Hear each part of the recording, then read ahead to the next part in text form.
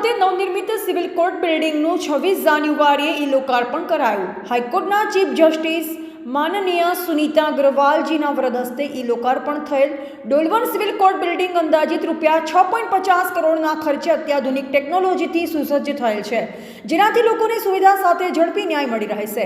હાઈકોર્ટના એડમિનિસ્ટ્રેટિવ જજ of the district Shri Aniruddh P Mayee સાહેબે મુખ્ય અતિથિ તરીકે આપી હાજરી.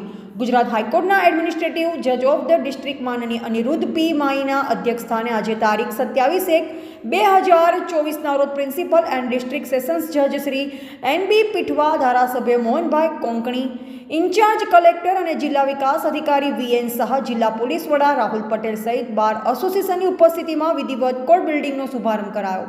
કાર્યક્રમમાં ડિસ્ટ્રિક્ટ જજ એન.બી. પીઠવાએ જણાવ્યું હતું કે આ નવનિર્મિત ન્યાય મંદિરમાં સીસીટીવી, ઈ-સેવા કેન્દ્ર, conference room, bar room, library, bank, post office જેવી અનેક આધુનિક સુવિધાઓ સભર બનાવવામાં આવેલ છે.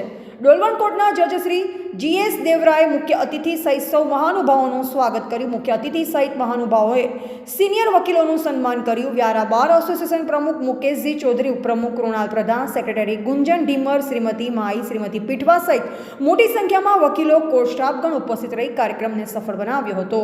પત્રકાર કીર્તન ગામિત, ગ્રામીણ ટુડે ન્યૂઝ, તાપી. જી સર, આજે મને આનંદ થાય છે કે અહીંયા હું ડોલવણની નવી કોર્ટના જે ગઈકાલે ઇનોગ્રેટ થઈ છે એના ફંક્શનમાં અહીંયા હાજર છું.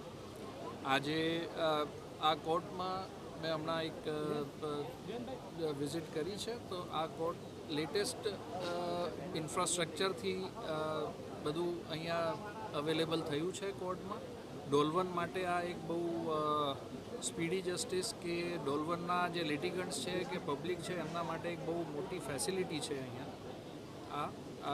એમના અહીંયાથી એ લોકો એમના પોતાના જે કેસીસ છે કે કેસ સ્ટેટસ છે ખાલી ડોલવણમાં નહીં, વ્યારાના ડિસ્ટ્રિક્ટ કોર્ટમાં બી અને હાઈકોર્ટમાં બી, અને અહીંયાથી કોઈ જો સુપ્રીમ કોર્ટ બી ફાઇલ કરતો હોય કેસ તો અહીંયાથી એમને બધું લેટેસ્ટ ઇન્ફ્રાસ્ટ્રક્ચરના લીધે અહીંયાથી એમને બધું એક્સેસ મળશે, એમને એમના કેસનું સ્ટેટસ મળશે.